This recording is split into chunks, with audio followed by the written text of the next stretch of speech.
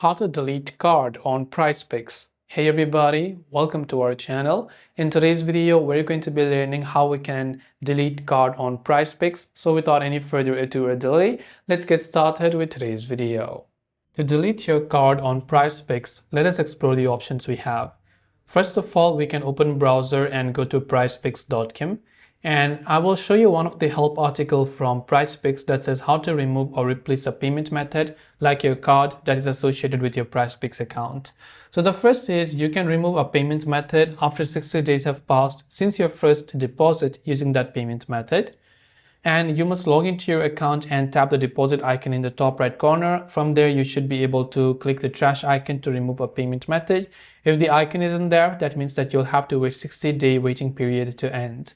Remember that you may only request to remove a payment method once in any calendar month and no more than 5 times across any 12-month span.